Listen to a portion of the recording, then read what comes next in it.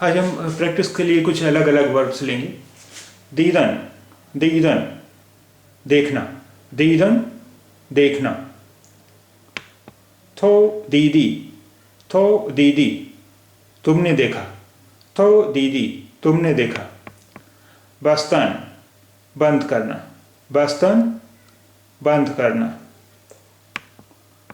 शिकस्तन तोड़ना, शिकस्तन तोड़ना, शिकस्तन तोड़ना।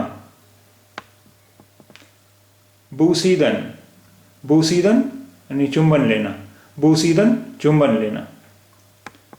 मन बूसीदम मैंने चुंबन लिया, मन बूसीदम मैंने चुंबन लिया, मन बूसीदम। थो बूसीदी, थो बूसीदी तुमने चुंबन लिया, थो बूसीदी तुमने चुंबन लिया। दाश्तन, दाश्तन दाश्तन रखना।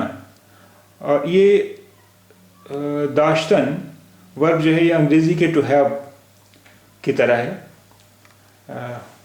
अब इसका एग्जैक्टली मीनिंग रखना तो नहीं होता है, आगे सेंटेंसेस में आएगा तो बतला दिया जाएगा। मन दाश्तम मेरे पास है, आई हैव। मन दाश्तम मेरे पास है, आई हैव।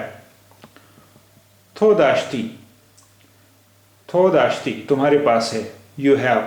थो दाश्ती तुम्हारे पास है, यू हैव। मन दर्रा बास्तम, मन दर्रा बास्तम, मन दर्रा बास्तम मैंने दरवाज़ा बंद किया, मन दर्रा बास्तम